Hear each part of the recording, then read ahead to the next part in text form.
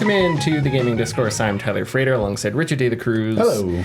And Chief Engineer Lieutenant Commander Connor Frater. Good evening. It is Monday, February 3rd, 2025. Go to our YouTube channel, youtube.com/gaming discourse. You made like a face, and it was like, did you get mad at me for saying the year? No. You made a... Sorry, we can discuss this after you do the intro. Okay. Well, now I'm throwing off my intro. Oh, God. Patreon.com/the gaming discourse, $247, $10. Get your name in the video credits. I'm working on a review of Eternal Strands right now. So Eternal Strands, and I'll talk about it maybe next week because I have a lot of thoughts. And I kind of want to get to the review first. It is good. It is more good than it is bad. But Eternal Strands is $40. So it's like $40, and you're like, okay, that probably sounds like a nice and easy 20-25 hour action game, right? I am almost 50 hours in, and I don't know how close to the ending I am. Wow. It's such an unexpectedly long game. There's some good and some bad in that, but yeah, anyway, so I'm working on Eternal Strands review, and I don't know. I'm going to try and finish it tomorrow morning. I think I'm pretty close, and then I'll start writing tomorrow morning. I'm going to try and write as much as I can to the end of this week and try and get it out as soon as possible because it came out like 2 weeks ago. Yeah, anyway, okay. But other than that, okay, so what were you going to say? Before the podcast started, we were talking about something we'll be talking about later, which is the Battlefield series, but you brought up Bad Company 3, in which a lot of us who have played Battlefield asked for that. But it made me start thinking about not the competitor, I wouldn't call it a competitor, but the other military games that we have, particularly the Brothers in Arms series. Mm-hmm. And I was like, oh, because the trailer you pitched us, I was like, oh, like Furious 5 or whatever it was called. That was supposed to be the newest Brothers in Arms, but it was like a they were going to do like a cartoon, yeah, like a Dirty Dozen type thing. And I was like, well, I know it was canceled, but what happened? And so I looked it up, and then I saw Brothers in Arms 3, and I was like, when did that happen? I didn't know Brothers in Arms 3 happened apparently back in 2014. Oh yeah, Hell's Highway. No, Sons of War. Sons of War? Yeah, Hell's Highway is not 3. It's another one, but it's, Brothers in Arms 3, Sons of War in 2014. Is that a spinoff? Or? No, it's Brothers in Arms 3. Like, it's an actual sequel. And I was like, what the hell? And when I looked it up... I never heard of this? Well, okay. When I looked it up and saw it, I was like, it's third-person shooter created for iOS, Android, and Windows Phone. And I was like, oh. Okay. There, and that's why I made that face. I was like, oh, all right, why should I care? Yeah. But it went until 2021, so... Huh, interesting. Yeah, the Brothers in Arms series is one that I think could be... And then, sorry to interrupt, and then I was like, man, you should do a retrospective on that. I did on the first two, because there's Brothers in Arms Hill 30, which is about... Road to Hill 30, yeah. Which is about the... So Hill 30 is a specific battle that takes place, that's part of the Battle of Carentan. I have actually been to Carentan, so it's kind of cool. And Carentan... It was specifically an interesting battle in World War II because it was like one of the first times, and maybe, I don't know how many times this has happened in warfare, but it was like best on best because you had American paratroopers, which back then were pretty close to special forces, and occupying the town was German, they were German airborne, but I can't. Fallschirmjäger. Yeah, Fallschirmjäger. So it was like best on best to hold this town, and the Americans won. But anyway, Hill 30 is about that battle and how the Americans almost lost because it was just an airborne, like it was just airborne platoon or just whatever. the type of fight it was. Yeah, and those guys are not meant to like lead assaults, at least not in that situation because it was just a little bit after D-Day.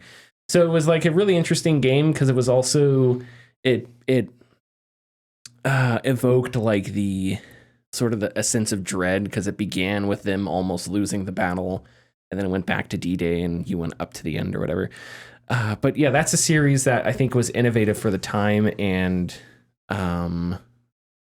you know, you could, if you iterated on it, it would be innovative now. But yeah, it's probably not coming back because it just, I don't know. They probably don't think it could make enough money to justify... and it would have to be, and Brothers in Arms was also heavily story. You got to know the characters and stuff like that. You know, Corian, what's the red-haired dude's name? Hartsock and guys like that. So they had like distinct characters, and it was kind of, they, you know, sort of modeled it after Band of Brothers. If Brothers in Arms, if I said Band of Brothers, I mix them up all the time. Band of Brothers, which is the HBO show, Brothers in Arms, which is the old Gearbox World War II game. Anyway, okay, so what have we been playing then? I've been playing a few things I would like to talk about, but what about you guys? I've been playing, I started up Ninja Gaiden Black 2. Oh, nice. The remaster for Ninja Gaiden 2 that came out, I think, in 2009. And I played and loved the original Ninja Gaiden, played Black as well. And then I actually kind of really never touched Ninja Gaiden 2. And so I was kind of like, well, I would love to play it again. Like now that the announcement for Ninja Gaiden 4 came out, and kind of like of course, remaster for this game, I dived in. And it's really good. And it's really a sign of like how far we've come with the action games and like what is now, I guess, acceptable in your type of action game, which now most action games are Souls based, we would like to call them, where the focus is on dodging and parrying. And with Ninja Gaiden Black, Ninja Gaiden series, the focus is on incredibly fast and like furious play style with very little options for you to defend yourself. So you really have to stay on your toes, and it can be difficult and frustrating because there isn't an innate dodge button. And there is a block, but you kind of have to block, and when your opponent hits you, you have to hit an attack button, and you will kind of dash through them and cause damage, but that doesn't stop them necessarily. So you kind of have to then, decide if you want to jump afterwards and then dive back into them. And it's kind of just a consistent keeping the action going type of gameplay. And you kind of have to retrain your brain to play in that style, especially when you are so used to wanting to dodge or wanting to parry and whatnot. What's up? In a modern context of like action games, it almost sounds like a rhythm game. I can imagine that. Yeah, because other games have that type of feel too. And Overwatch is a good example. When I play Tracer sometimes, I feel when I'm in the zone, like she has a kind of a rhythmic rhythm. Yeah, because you're going with, you have to keep an eye on your timing for your cooldowns and like how many times you do this and that. So yeah, I would probably say so. And then as you play the game and as you unlock more weapons, more abilities, your skill tree, or not necessarily a skill tree, but pressing X, Y, X, X, Y, and knowing when to do that, when to pause, when to like continue it's a lot to take in, and you can get through the game by not doing a lot of that, but it's still a lot to keep track of. And I think the worst part is that when I was playing it, I kind of realized like, oh, this is just a remaster, which is not a bad thing because it looks really good, but at the same time, it looks how I remember it, which I know is silly to say because Resident Evil 2, like if you play Resident Evil 2, I'm sure there's some people who are like, this is how I remember when I was a kid. It's like, well, no, not really. Like it's very obviously different. But if you look at the side by side, it's like, oh yes, it obviously looks very clean. It obviously looks better. Sure. But it's still very much the same. But when I say that it's just a remaster, that's pretty much all they did. There's no better control schemes, so the camera is awful. It's still very rough. Which back then, was that a technical limitation, or was that just they hadn't designed a new thing yet? Because like the original God of War had a similar camera where it was like more of an active because I don't know, it wasn't like static like PS1 style, but it was, you know, you'd turn a corner and all of a sudden there was a purpose to yeah, those it's like things, you'd see in front of Kratos, and then you'd go through a door, and then you'd be behind Kratos, that kind of thing. That's how I remember the Ninja Gaidens. Well, I think that was kind of like the time where we kind of started to, or developers started to like play with the cinematic. They wanted to be Kojima. They wanted to, like they wanted to like Resident Evil did or Silent Hill. They wanted to have cinematic type of feels to it because yes, you do have a lot of claustrophobia, at least in the very large first stage of Ninja Gaiden Black. There's very small hallways, and they purposely put you at specific angles. So when you like press left and right on the camera, it kind of only goes to like the left, and then it'll like snap back to the middle because it's like, no, you're not supposed to look there. You're supposed to look here. And Ryu himself controls terribly because he essentially runs in only straight lines. Like you can't like turn and do that. Like he's just like, oh. So if you push forward, he's already running like 3 or 4 steps, and like there's a small entryway you have to get through, and it's like, oh, I overshot it. Oh, I gotta and you kind of just like overshoot several times and have to, you know, go through that. But I'm enjoying it for what it is. I hope I can beat it. I haven't decided if I wanted to or not. But we'll see when that, you know, if it comes along and I You should decide try, because finishing games feels very nice. Yeah, and it'll probably help me out a bit too. But aside from Black 2, I started a game I was waiting for for a while. Flintlock, Siege of Dawn. Awesome. Yeah, and that first hour, you played the demo, right? First hour is very impressive. I thought so. Yeah, for me, the first hour, there's a gauge of like having some of the coolest stuff, like the designs are really cool. The aesthetic is really awesome. This kind of like pseudo early 1900s-esque like visual style to it, but with like just crazy gothic creatures. And having some really nice, you know, when you speak to characters in Mass Effect, Dragon Age, or Baldur's Gate, it's like that camera on their face, camera on your face. But they do this thing a lot in the first hour to where the camera angles are more dynamic, and you'll see the characters move and the camera's like just focused on their eyes. And it's very, very cinematic, and it's very impressive. But also when I was playing it, and that was what was very good about it. And the voice acting too is really good also.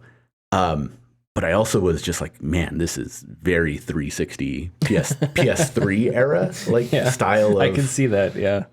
Of look sometimes. Sometimes it just looked like that. And I don't know, maybe that's unfair to say to the game, but so far I do enjoy it, or I did enjoy it until I got to more of the fighting, which is very Souls-light as well. I do think from the trailers, I rewatched the trailer today because I was showing a coworker, I think the fighting will open up more when I get more abilities from one of the gods that the god that you meet.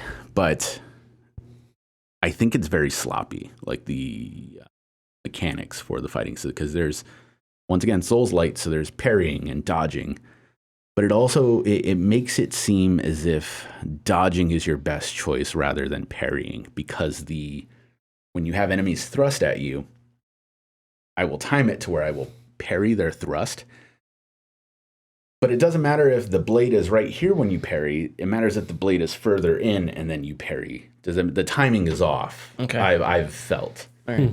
So I felt it was very weird and very sloppy in that instance. And so it was getting a little frustrating because the upgrade system I do think is very interesting. You have whatever you do in a battle, it will give you a percentage of points on your on the left side. And you can decide to build those up as you go through fights. And then you can cash them in. You can hold left on the D-pad when you decide good enough, and then cash them in, and that'll basically save them. You won't lose them unless you die. But if you have like a really good streak going and an enemy happens to hit you, you lose it. you lose like the multiplier and stuff like that. And I do think that's really interesting. But I want to give it more of a shot because I was really frustrated at it last night when I was playing, but I was in a certain mood as well. And I hate being in moods when I play games because things become a little more agitating, and I don't want to like put that against the game. But I think this is one of those developers because I think this is the first time game from them. I can't remember the studio, but it feels like one of those games where I do think it's very good to package at the moment, but I want to see what they do with their second game. I know what you mean. Because there's another game we both agreed that same thing like last year, but I can't remember what it was. Where it's just like, yeah, this is good. Like I see everything here. Yeah, it's really good. It's like it needs more like Pacific Drive is what I was saying about. It's like it needs and I don't want to sound dismissive, like to say it needs a sequel. Like that sounds dismissive, but it's like there's a lot of good ideas here. There's a lot of talent here. It's a really good 7, 8. Give us a sequel because it'll be like you see a lot of room for growth. Yeah, maybe. Absolutely. But that's what I'm playing. I was choosing between that or starting up Indiana Jones. But did you almost get? Oh, did you pick up Xbox Game Pass? I got Game Pass. Yeah. Okay. So. You almost fell to the temptation. Because I have it downloaded, but my wife is a huge Indiana Jones fan. Oh, so really? So I would not offend her as a huge Indiana Jones fan. she loves it. That's funny. But so she wants to. She's excited to play it.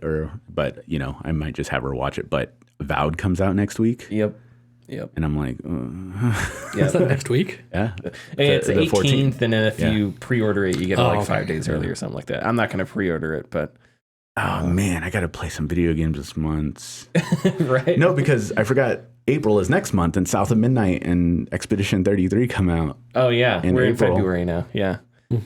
So it would be March and then April, but yes, there's a bunch of stuff coming out. Oh yeah, it would be. Oh my god, it's okay. Time has no meaning.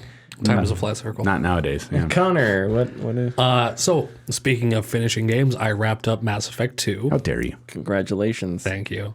This is like the 30th time I've done it. Saved everyone again. Nice. Yay. Nice. Thank you. We could talk more about it when we get to you, because you just started Mass Effect again. Yeah, I just started. Yeah, so... sorry, go ahead. But the other game I picked up the demo for The Stone of Madness, which is an isometric puzzle, like adventure puzzle game. I have heard of this. It's set in an 18th century Spanish monastery. You play as 4 different characters, a man that's been...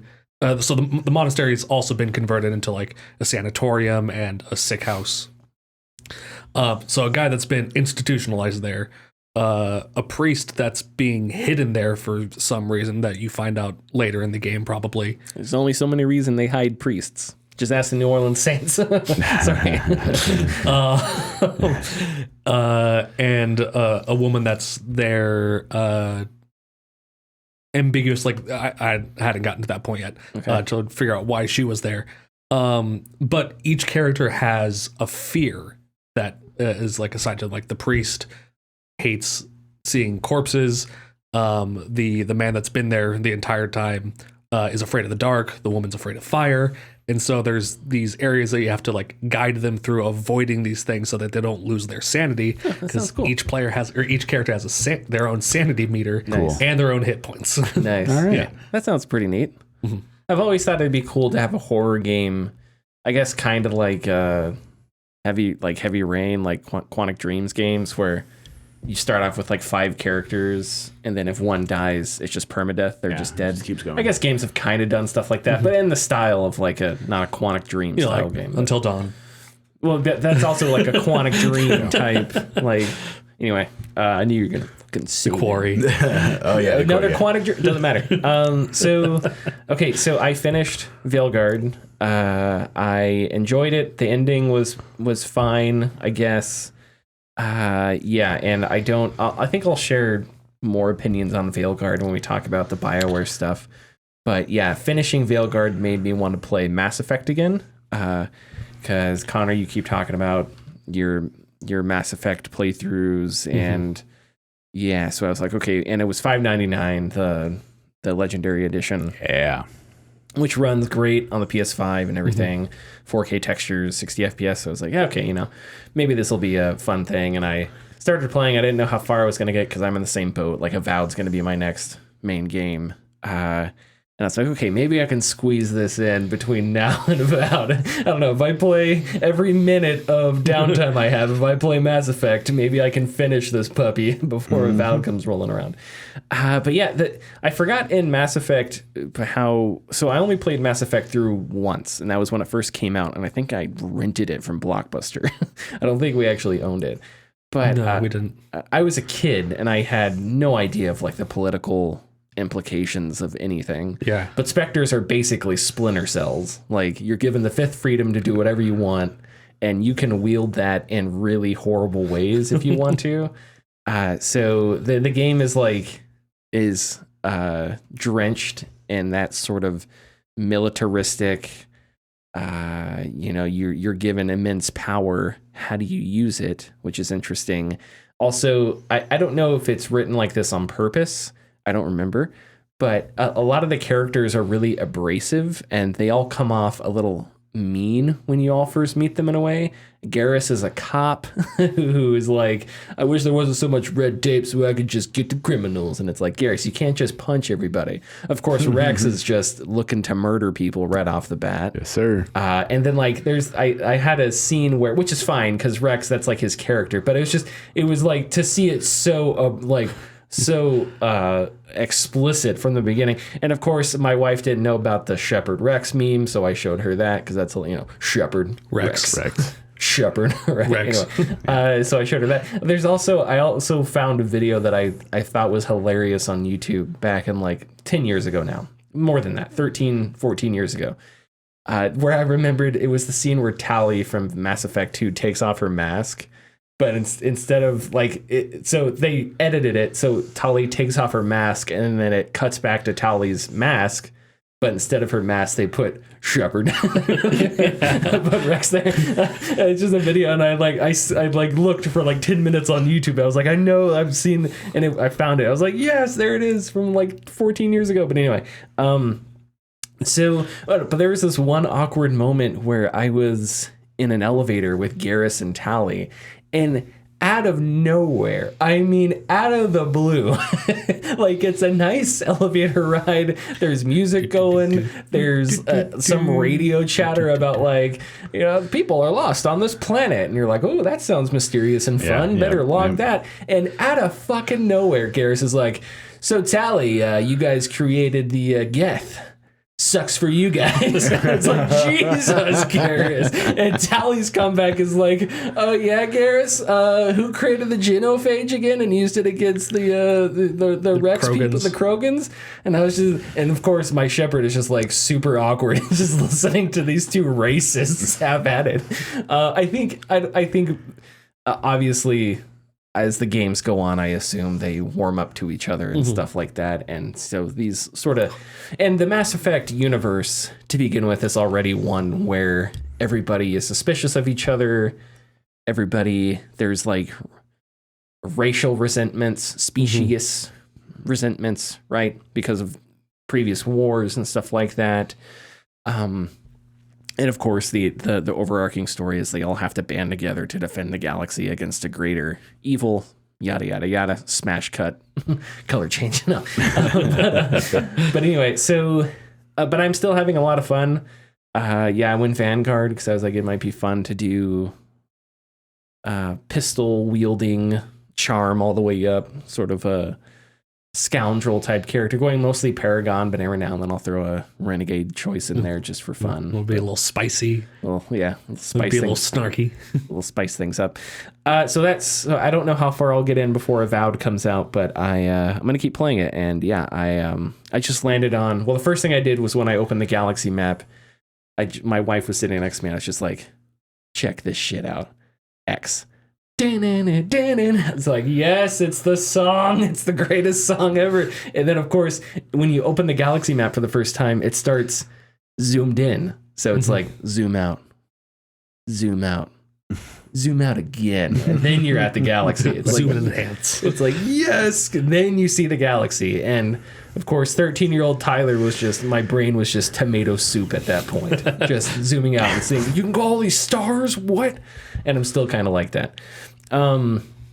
So that was cool. And then landing, the first planet I went to is the ice one. What's it called? Nevaria. Nevaria. And I love the soundtrack. You didn't go there. to Therum first and get Liara?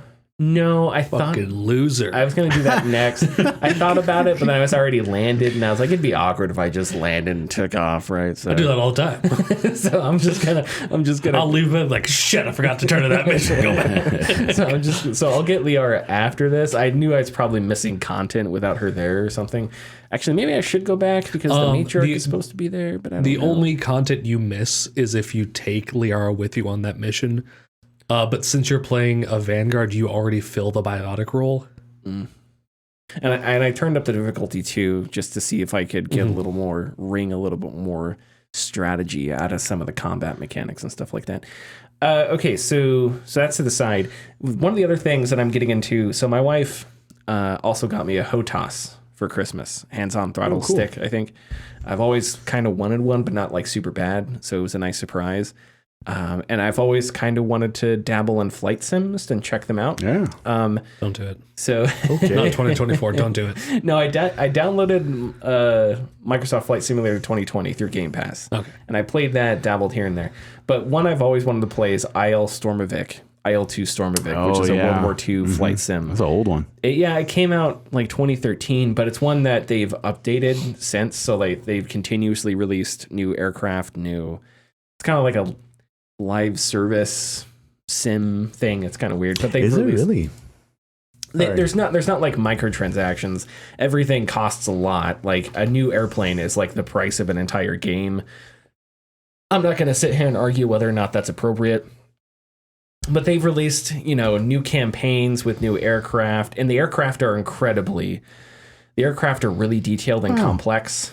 Like you can fly the Messerschmitt 262, which is one of I think the first jet-powered aircraft, maybe in combat. I think it was a German fighter, and of course the controls for that. There's a bunch of different fuel rods and stuff you have to take care of. Where on some of the Russian planes, it's like point and shoot. That's all you need. Like it's not that simple. But anyway, so that's pretty neat, and it's like a hardcore sim, and I've been learning some stuff. One thing I didn't know about fighters, just to share one quick story, is there's this thing called convergence, which I did not know of before. So, and it makes sense now that I learned about it, because I'm like, oh yeah, duh. But, okay, picture like a World War II fighter, right? And where its guns would be. Some, like the BF-109, a German fighter, the guns are on the nose, so it kind of fires straight ahead. Other aircraft, like the Yak-1, which is a Russian fighter, or the Spitfire, there are guns on the wings. Some fighters also have cannons in the middle, but they'll have guns on the wings as well. But these guns aren't pointed directly straight out, because that wouldn't make sense, right? Because if you're following behind an airplane and you want to take him down, you have to hit the fuselage, the cockpit, the gas, all the stuff in the middle, the engine. If you hit the wings, that's great, but planes can still fly with holes in their wings. So there's this thing called convergence, which is where the guns are actually pointed inward a little bit, and they create sort of an X in front of your airplane where the bullets converge. And that's where you want. So it's 2D. There's two dimensions that you're aiming at. One is you're aiming directly ahead of you, right? So that's dimension 1. Dimension 2 is distance, right?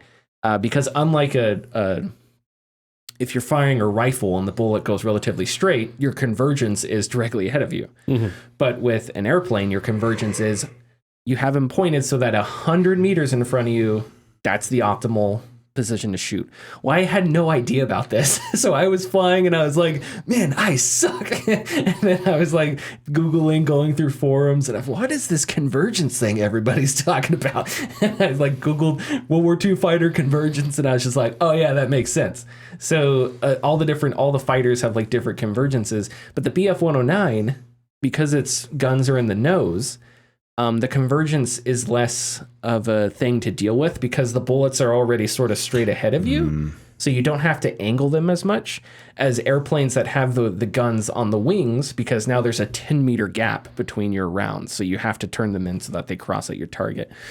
But yeah, so I'm doing a career mode, which is like it's exciting to me, but it's a very boring, like you're going to fly for 15, 20, maybe 30 minutes.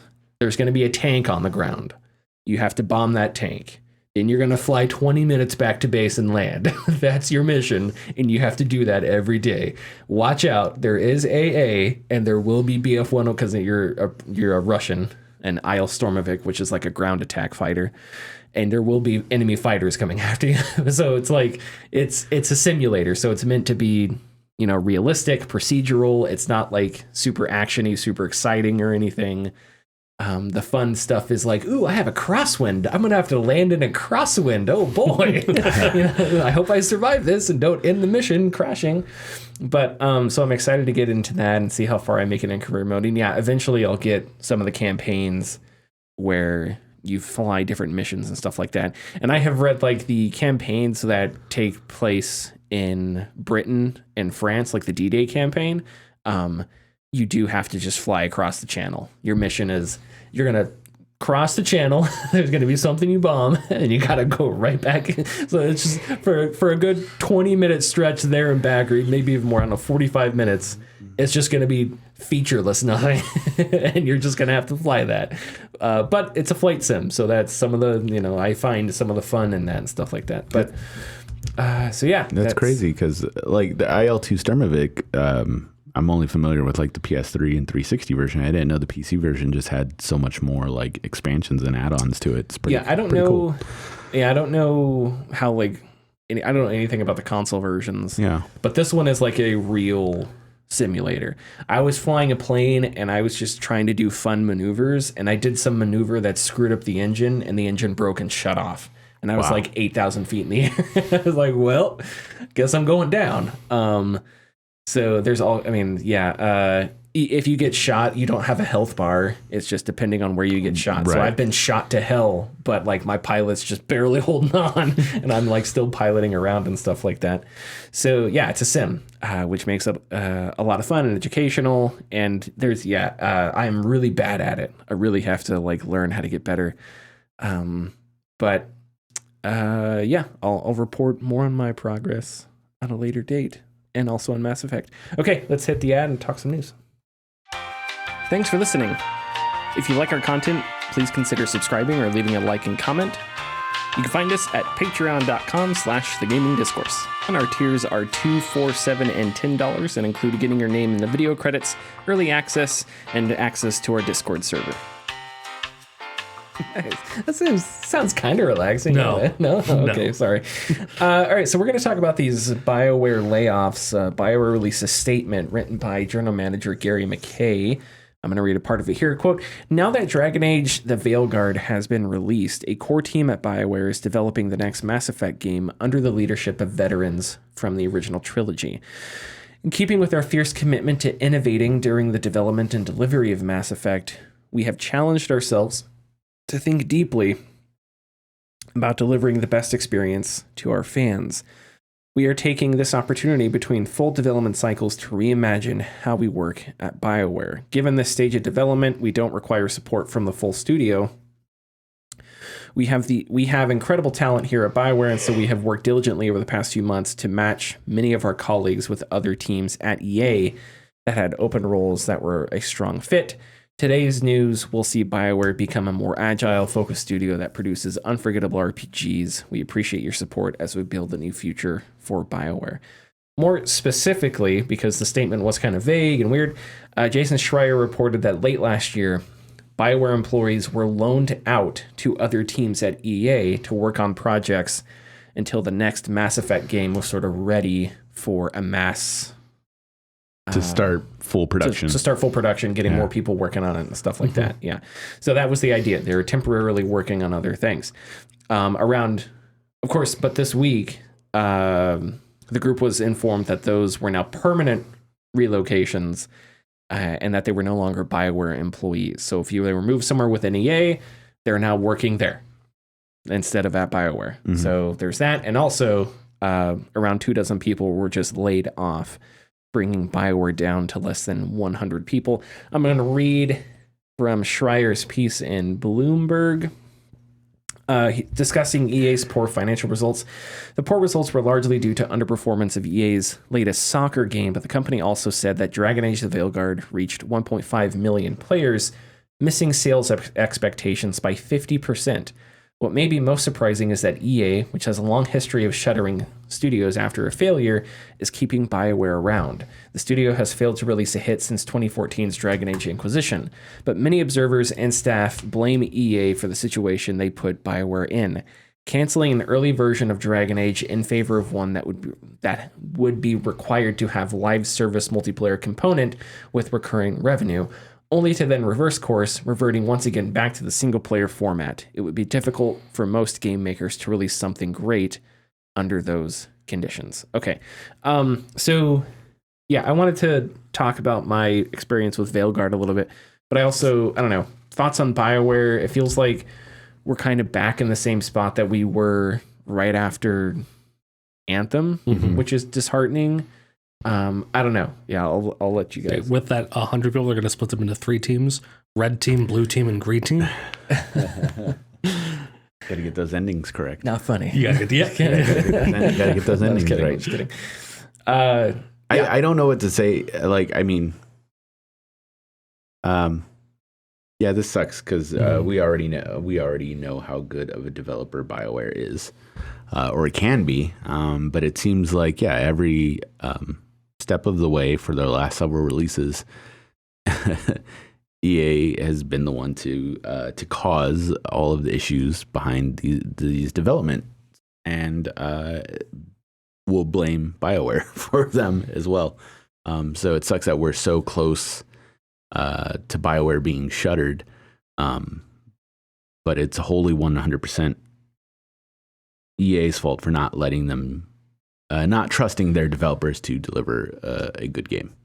And not to say that the Veilguard isn't good. I haven't played it. I don't know.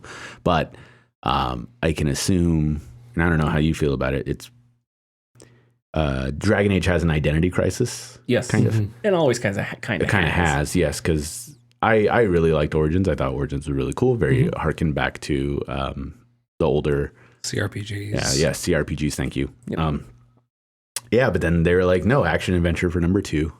And then for Inquisition, I thought Inquisition was cool for what I played of it, but I just didn't, It was the mid ground between action adventure and CRPG. It was a blend of both. And now I don't really know what Veilguard is. If you could make the game run for more than 10 hours before it corrupted your save file. Oh no. Veilguard is pretty close to just a melee fantasy Mass Effect. Right. There's not a whole lot of there's strategy in the sense that, if you cast a spell that does ice or does a specific type of damage, and I have an attack that detonates that, I have to line those things up, which is a cool concept. But in terms of it being like a hardcore CRPG where I'm really thinking about, I don't know, I didn't, it's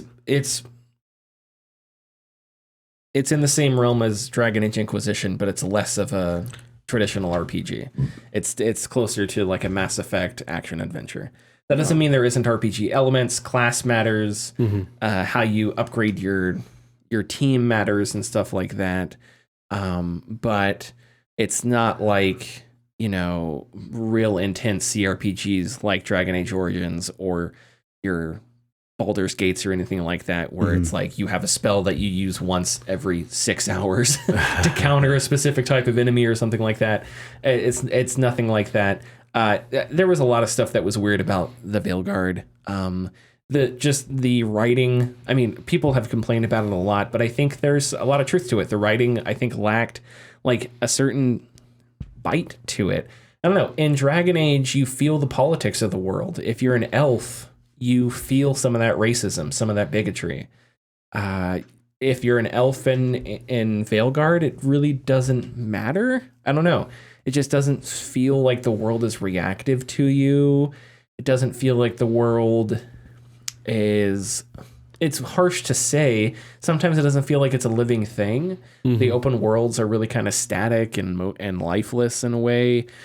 I don't know how much of that is due to the conditions it was made in, because obviously it was in development hell for a long time. They had to restart it. How does that affect things? God knows. Well, I know that with like Inquisition, there was a similar feel of not being a part of the world dependent on your character, because like you're the Herald of Andraste, and if you're an elf, like, oh, that's an interesting story. Doesn't get brought up in like one line of dialogue, and then it's never spoken about. If you're a Canary and you're the Herald of Andraste and a wizard on top of it, which is like extremely taboo for their culture, and being in line with another religion, it doesn't get brought up. I don't know. I feel like Inquisition didn't have that problem. I remember meeting people of the Chantry in Inquisition, and they were really bigoted because of their religious beliefs or whatever. So there was like antagonism there. I just remember the world being more dense than it is in Veilguard. It doesn't mean that there isn't, like, I criticized and we'll talk about BiowWare in a second. I guess I said I wanted to save sort of my recap for Veilguard for now. But like, for example, in the Veilguard, I don't want to spoil things, but there's a character who's an assassin that you recruit from a League of Assassins. Assassins kill people. So I'll use Worf as an example, because I think Worf is a really good example of this, right? So, from Star Trek. Shut up, Richard. No, I'm just kidding. Some people don't know. I thought you were making fun of me. No, Okay. I looked straight into the camera. I was like, "Listen, you fucking non-nerd from Star Trek: The Next Generation, 1989." Thank you, Richard. I apologize. I was just trying to back you up. Anyway, so Worf from Star Trek. No, so I just said that. So Worf's Klingon, right? And Klingons have different sensibilities, and they have different senses of honor and stuff like that. So when Worf is wronged, he both reacts through his Klingon self and through his Starfleet officer self. And that's something he has to juggle, and it's difficult for him and his character. And sometimes Klingon Worf takes over, and he just murders a guy, right? And Picard gets mad at him, but the Klingons don't care, because the Klingons are like, this is what we do in our culture. Yeah. And so Picard is put in this weird situation where he has to honor a murder that one of his officers did, but he's morally, like, he finds it morally repugnant. So anyway, but the point I'm trying to make here is that the show allows Worf to be Klingon, right? They don't like, Worf does things that will make you as a viewer uncomfortable, but that's the point, because that's who Worf is as a character. So in Veilguard, there's this character that's an assassin. Now, you would think a League of Assassins, if someone betrayed them, they would be okay just executing them because they're assassins. What ends up happening isn't that. It's much like softer and easier. That also happens in a different way with sort of a different character, where somebody who does things that are horrible, they don't meet like a horrible ending. And so I think sometimes the game was afraid of how it didn't want the companions to be like evil or get stray too far off of like a morally gray path. Again, in Mass Effect, you shake Rex's hand, Rex turns around and murders a guy with a shotgun. So it's like, to be fair, that guy had it coming. So it's like Mass Effect, again, they're going to let Rex be Rex, and if you don't like Rex, then you don't carry him with you when you go in places, whatever. That's a good point, because obviously for Mass Effect, people talk about all those characters, but character people talk about a lot is Ashley, because everybody hates Ashley. A lot of people do. Yes, despite her like growing as a character throughout like the 3 games, it's still like first impressions are important. Oh no, she was only in the first game. She died to a nuke. That's crazy. She got mired. but yeah. Anyways, I think it's important to have those characters, because you will get those conversations 10 plus years later. However, of those, and it makes the narrative broader and more complicated and dense. But Veilguard, I feel like, was a little afraid to do that. So it shied away from doing that, and what it ended up, and I think the result of it is just it just wasn't as well written of a game. I think Tosh is a really disappointing character because her story is really cool. It's about a non-binary person who's trying to figure out their identity, and that's like a really cool idea, right? And it fits in the Canary world because the Canary have like a specific, I don't remember off the top of my head what the lore is, but they have like a specific way of looking at transgendered persons that gets explained in Dragon Age Inquisition. So it's like really well woven into the story. But her character is so joyless. She's sarcastic and angry all the time, and she's rude. It's to the point where you don't want her on your team because you just get tired of her complaining about things. So it's like that's like a missed opportunity. So there's that kind of stuff across the board with Veilguard. And now, as to why Veilguard didn't do well, it's definitely the writing. I think people were really harsh against the writing and the reviews and stuff like that. And I totally see that.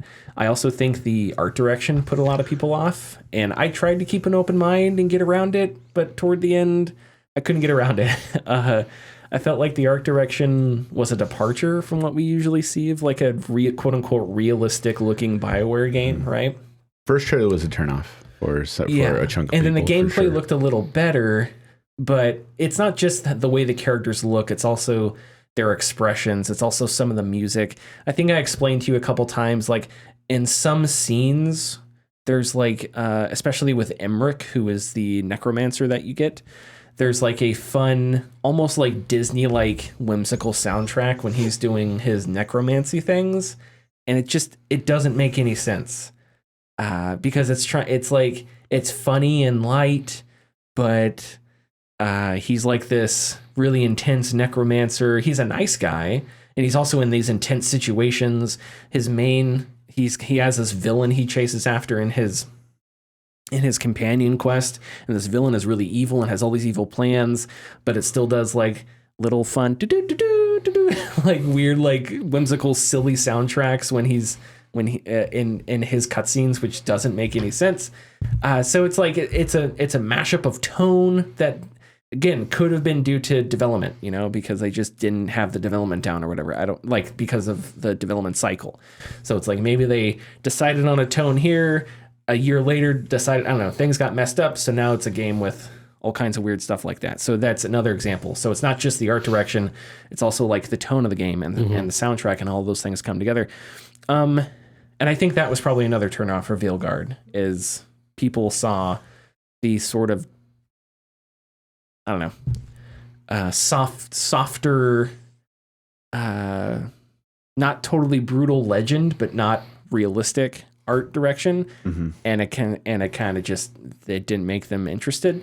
And then the game came out and it got okay reviews. Some people really liked it, some people really didn't like it, and so I think it was kind of a turnoff.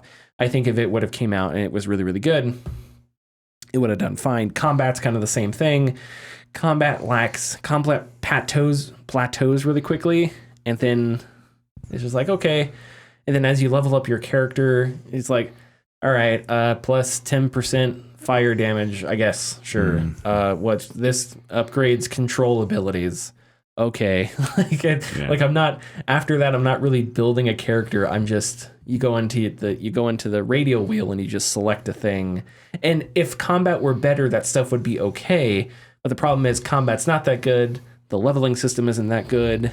Finding gear's fine. There's just nothing that's good. That's nothing that's like makes you excited. And that brings the entire experience down. Okay, so that's enough about the Veilguard. I do want to. So, Richard, you mentioned like EA's mismanagement of BioWare, and I'm always careful to say it's EA's fault, right? Because it's like things are complicated. But I know that I don't know. Anthem should have never happened. Yeah. Right. But we can say it's EA's fault because besides anything BioWare has done, we have the Star Wars stuff. Yeah. We have the Burnout series. We have the Need for Speed series. We have a lot of things we can point at specifically. Battlefield, yeah. And we could be like, it's EA's fault. Yeah. So, anyways. Yeah, I'm always just careful to because that's a really intoxicating narrative, right? Sure, that it it's is. the publisher's Correct. fault. And it's not always true. And I think with Anthem, it wasn't like Andrew Wilson said, you guys need a live service game now. Do it now. It wasn't a mandate. From what I understand, it was sort of like a, hey, it might be a good idea if BioWare had our own looter shooter live service thing. So they tried, and it was really bad. But the fact is that BioWare was in an environment where a studio that was known for CRPGs felt like it needed to trend chase, right? And whose fault is that? To me, that's management's fault.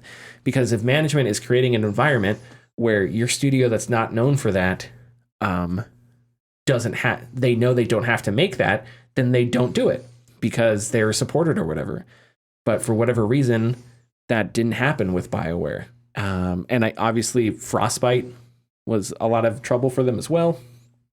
There was a problem with Frostbite negatively affected Inquisition a lot, and then it negatively affected Anthem as well. I'm just going to blame him. What was that guy's name? Not Blake Jorgensen. Patrick Soderman. I'm just going to blame him too, because why not? Because he annoyed me. But Patrick Soderman was the guy that he was pushing for, I think, in that story Jason Schreier wrote a couple of years back about Anthem, he was pushing for he wanted jetpacks or something. I don't remember who it was. But anyway, he ditched and went and made his own studio, and they're working on their own free-to-play stuff now. So it's just it's the meme of Don Matrick, my work here is done, and a building is on fire. But instead it's Patrick said, my work here is done. I'm going to go start my own studio, free to play, while BioWare is hurting. And that makes me angry.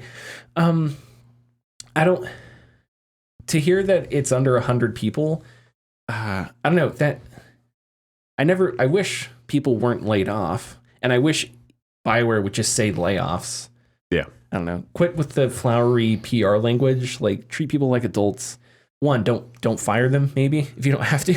But two, if you are, can you just buck up and say it, please, instead of beating around the bush? Maybe the statement went out before the decision was made. I don't know. But still, it's just update it if that's the case. But with less than 100 people, I think the benefit now is that you have a studio that maybe is more focused, right? Yeah. And you hear this all the time, is Ken Levine has talked about this with after BioShock Infinite. It was 2K game, or who made BioShock Infinite? Was it 2K and then published by Irrational Games? Irrational. No, Irrational Games made it. 2K published it. Yeah, but by that time, Irrational got really big because that's how that cycle goes. Games ramp up, they hire more people, the game releases, and then they lay off a bunch of people. That's kind of one of the traditional cycles. But he has even talked about how nice it is when you have a smaller team because communication becomes easier, planning becomes easier. That's it's kind of a simple concept.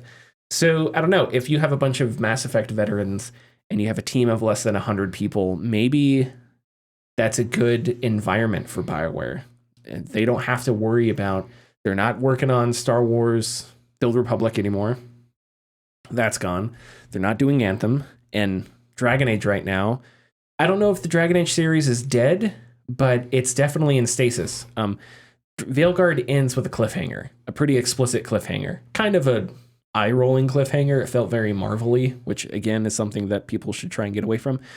But I did like the characters. I did like Lucanus and Nev, and at the end when Tasha's character grows up in the last couple hours, it's really nice, and you're hell yeah, they're a cool character. I just wish they would have gotten there sooner and not been more annoying. There's a lot of characters that are like that. Ballara, I romanced Ballara, but her romance is she's just a one-note character. She's all, I'm the awkward one. Oops. Oh no. Oh me. Oh my. It's okay. Do you play any other songs, or is this it? I should have romanced Nev, but that's a different discussion. So I liked those characters, and I think there's more you can do. And they clearly have a story idea because there was a sequel bait at the end of it. But with BioWare now focusing on Mass Effect, I mean, and Mass Effect's I don't even think it's pre-production right now. I think it's pre-production. Maybe pre-production. I don't know. I don't know all the stages. It's not like full scale, obviously. No. So if that's the case, are they even thinking about what to do for the next Dragon Age right now? I don't know. And I wouldn't blame them if there's less than 100 people working at BioWare. So it's like, is it the end of Dragon Age? For the foreseeable future, yeah.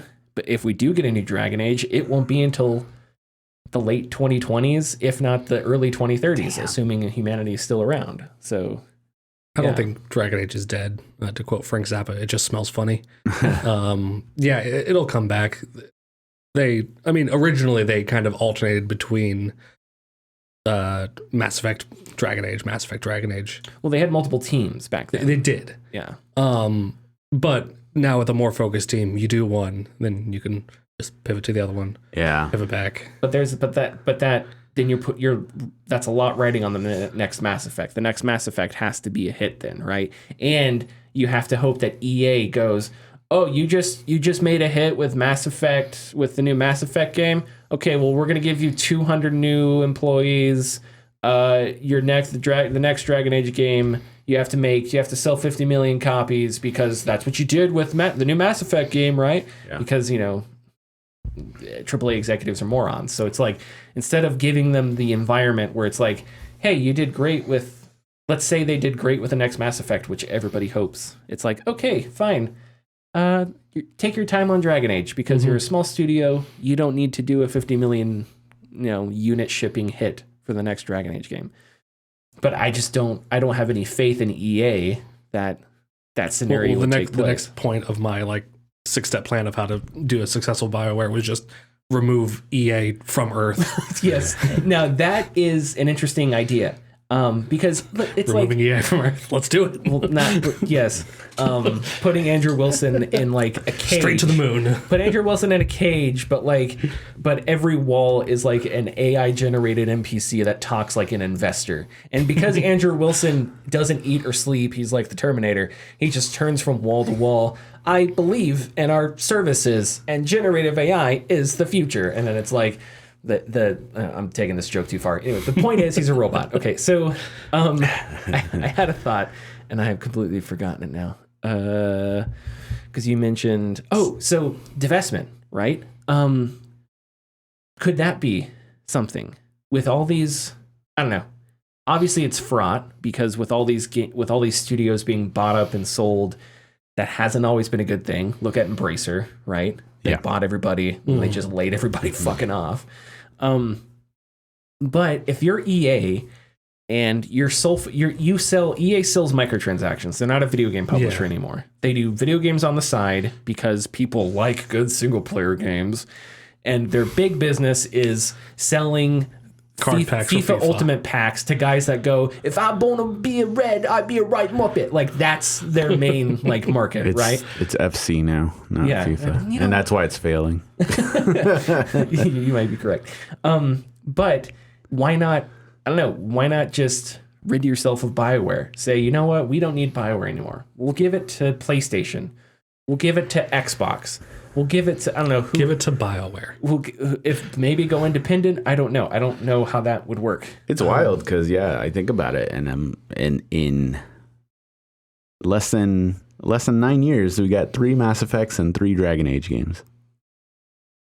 And what have we got? What have we got since then?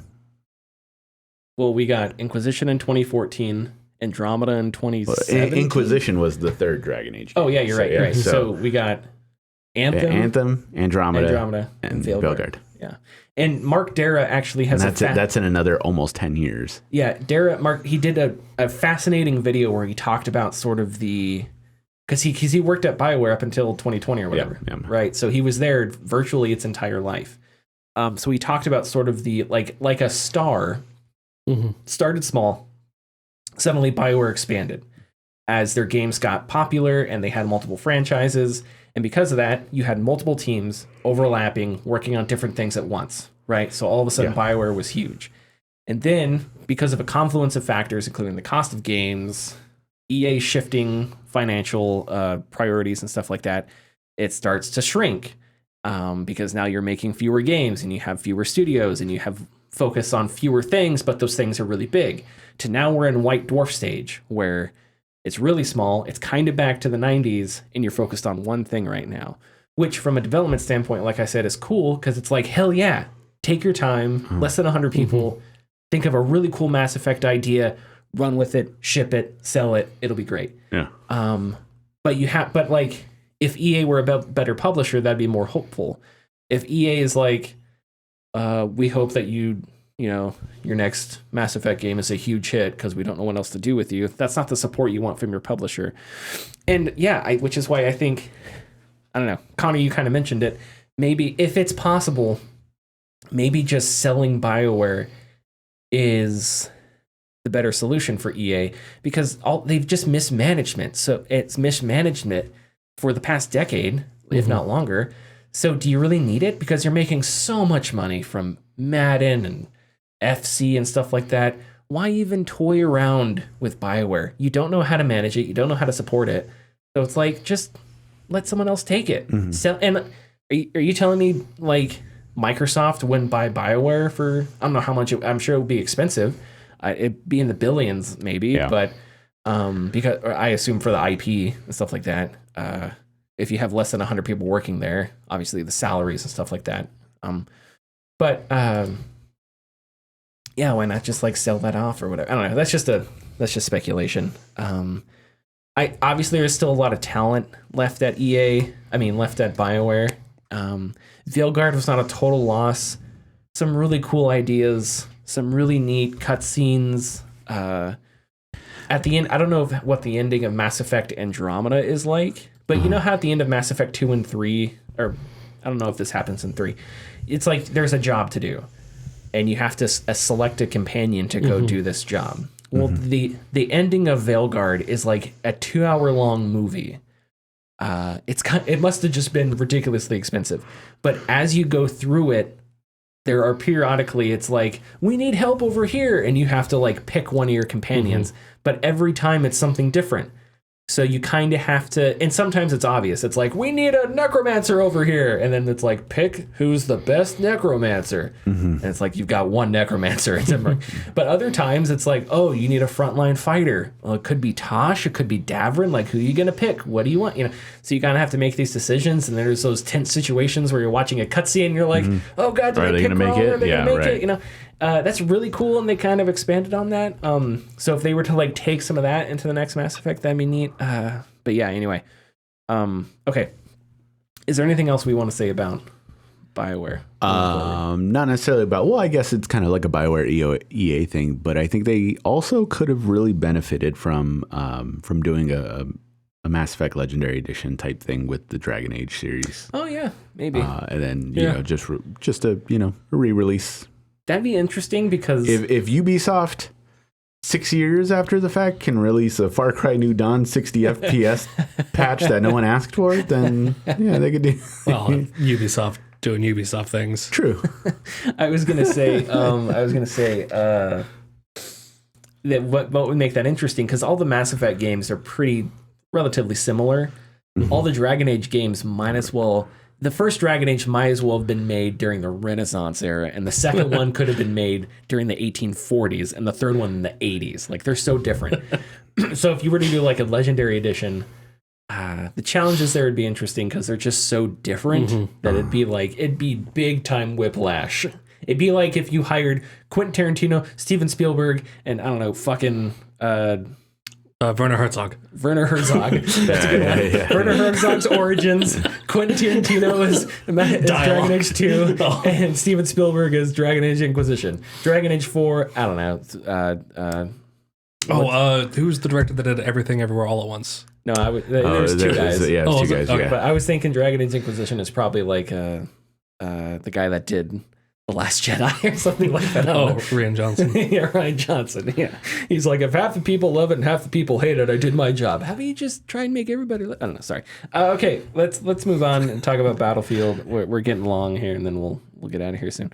Okay, so there was this new trailer for Battlefield, Battlefield Labs, which is like a community test thing. It kind of seemed like they were doing something similar to what 343 did, becoming Halo Studios, where they were like, hey, we're going to revamp the entire thing. We're Battlefield Studios, and here's Battlefield Labs. Yeah, so it's like a totally different, like a new, after years of like flailing in the wind, we have sort of a new direction. It is somewhat, I don't know, maybe this is kind of a hackish take, but I don't know.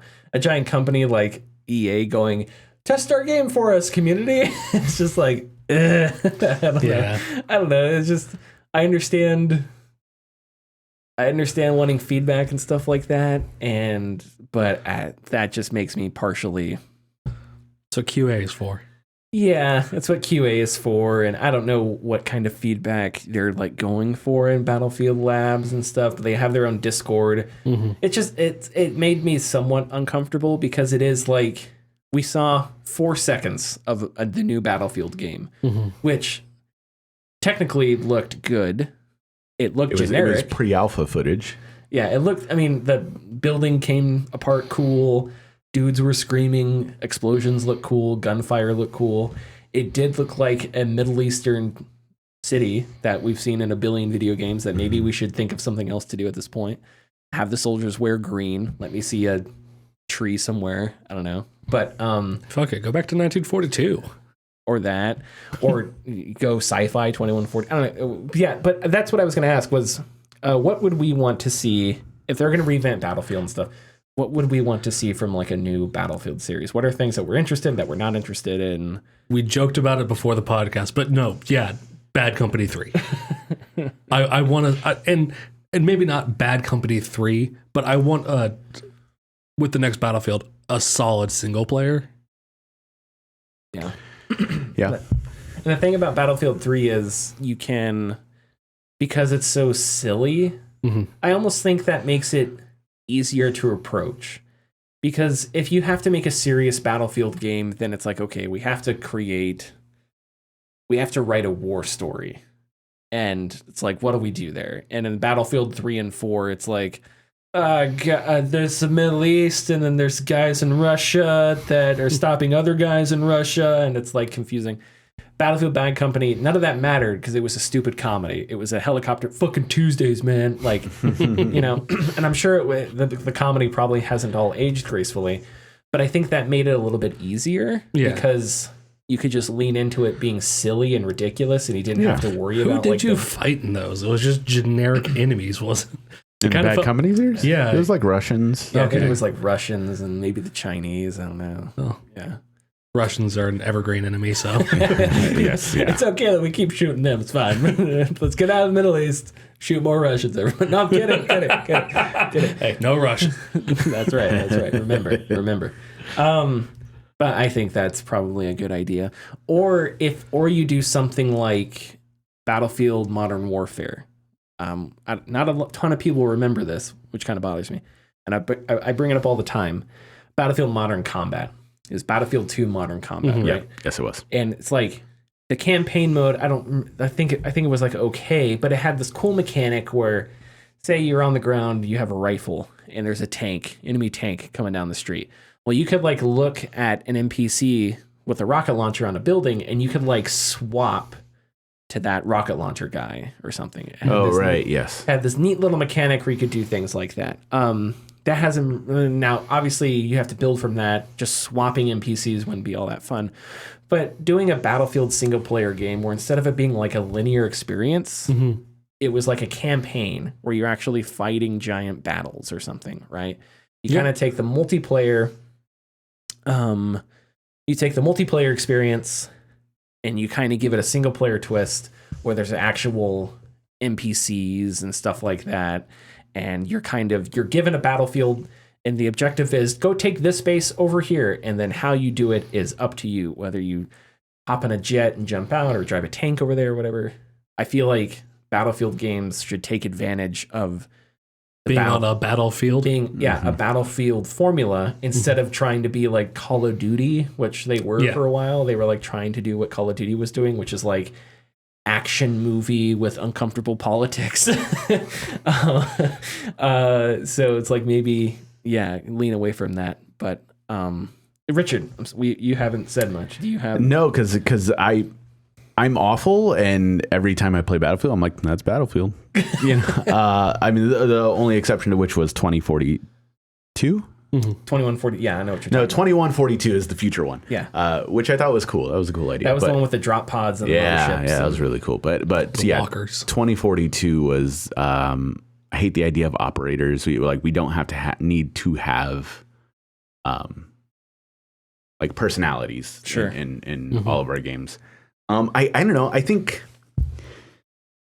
it's always a problem, and we always talk about like the expanding nature of like these things, and I would like Battlefield to be a bit smaller. I want to go back to 32v32, and Battlefield for me, even though they have focused on it, I don't think they focus enough on destruction, at least unique destruction, because all of the destruction that we have feels somewhat scripted, if that makes sense.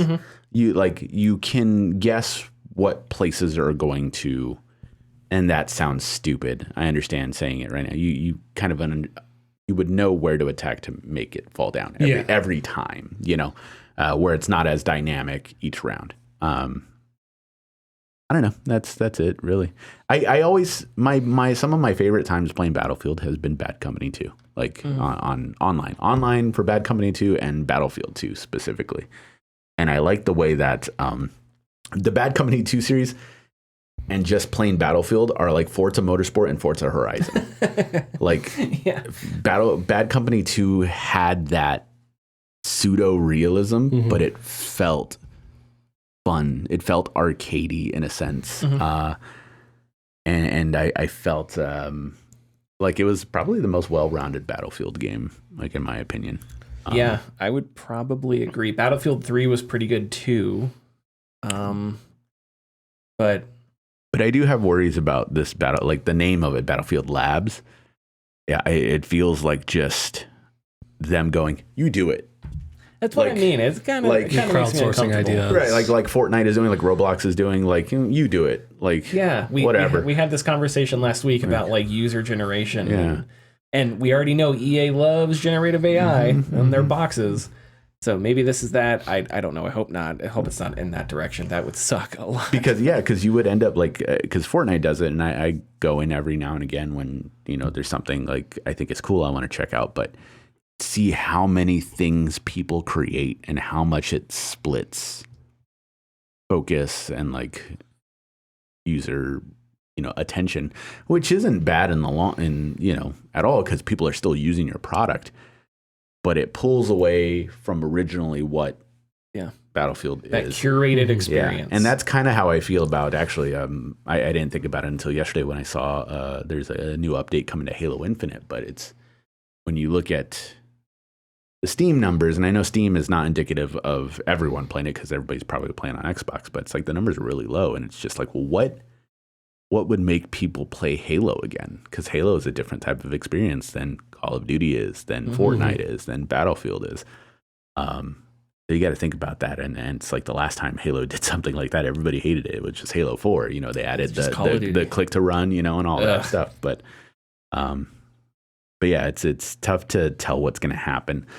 4 seconds looks promising, but God, you can't you can't say anything, because that's what 2042 looked promising to an extent. They did have some weird stuff because it was like pseudo futuristic, but I think the thing is Battlefield, it's not like it's been bad for a really long time. Like Battlefield 3 was, I guess, a decade ago. Battlefield 4 wasn't horrible. No, it had a bad launch, but it wasn't like an atrocity. So, and there are cool ideas, Levolution, stuff like that. So it's like, I think there are things Battlefield could fall back on. One thing I would love is, and this is an old school thing that I talked about when we first started the podcast, get rid of snipers. I think one way to improve Battlefield is all the classes are classes that work within proximity of each other. You have a medic, you have a squad leader, you have a ammo guy, and then maybe you have a scout who uses an SMG and he has the abilities where you can spot enemies and maybe he can throw up a turret or something. I don't know. But the idea is you don't do a sniper because, one, you don't need those in Battlefield. Games like Squad, snipers have uses because they're realistic and stuff. In Battlefield, you don't need it. It's just dudes streaming their trick shots, whatever. They can go play Call of Duty. Take the sniper away. all of a sudden, all the squad class choices are choices that work when they're in proximity to other players, not when they're laying down on some hill somewhere. So that would be my I guess controversial opinion, but it's also correct. So there's that. Are we ready for tidbits? Yeah. Let's do it. Oh, wait. What if I told you in this world there are bits and there are tids, and Richard is the only man who can put them together into tidbits? Real quick. There we go. I only got 2. They're really quick. Well, I technically got 3, but they're really quick. And they're just kind of like little blips. The game Dragon Buster was released in Japanese arcades on January 31st, a couple days ago, in 1985. Sorry, it's like an anniversary thing. This game was originally titled Dragon Quest, but Namco graphic designer Hiroshi Ono suggested during development that the project be renamed to Dragon Buster because they wanted to surf on the success of Ghostbuster. So we would have had a very different dragon game on 2 different genres there. That's fantastic. That's awesome. Very funny. Lance McDonald over on Blue Sky states that on February 21st, 2021, I created and released a patch for Bloodborne, which makes the game run at 60 FPS. Today, I received a DMCA takedown notice on behalf of Sony Interactive Entertainment asking that I remove links to the patch I post on the internet. So now I have done so. What does it mean? I know. I don't think it means anything. What does it mean? I couldn't care less. Because they don't have it's something with the rights. Like one of the reasons that we haven't heard anything about Bloodborne has something with something to do with the rights. To yeah, the IP. That's really stupid and depressing. And then they asked what's his name, Shuhei Yoshida, about it, and he just talked about how much. I forgot his name. The guy who runs From Software, how it's his it's very personal to him and all that stuff. Yeah, I don't know. I can see the guy's face, but I'm blanking on his name. Yeah. Miyazaki, is it Miyazaki? Miyazaki, yeah. He has another name, not to be confused with Hayao Miyazaki. But anyways, and then Winifred Phillips won a Grammy last night for Wizardry, Proving Grounds of the Mad Overlord. So that's great because they have a category for video games now. So. Yeah, I need to. What were did you see the nominees? Yeah. Shit, I just closed it. Ha ha. I'm curious what the nominees were. We'll see Grammys. We'll see if we know what you're talking about. Video game 1, video game 2, video game 3. There it is. Let's see here. Avatar: Frontiers of Pandora, God of War: Ragnarok Valhalla, Spider-Man 2, Star Wars Outlaws, and Wizardry. Interesting. Okay. Then the next comment says, "What an odd selection." Yeah. Grammys, you lose your video games license. Don't ever talk about Jedi it. Survivor won last year. Yeah, you can have Beyonce and Kendrick Lamar. We're gonna take our video games. We'll take the culture. Okay. I don't know. I'll take Kendrick. I'm trying to be mean. Bam, bam, bam. Okay. Is that Yeah, that's it. That's all. Grammys. That's it. Yeah. They're not like us. No, they're not like us. Yeah. Geez. Follow us youtube.com/gaming discourse, patreon.com/gaming discourse. Patreon update this week. I'll hopefully have a good update about the Eternal Strands review, and we'll see you. Bye. Bye.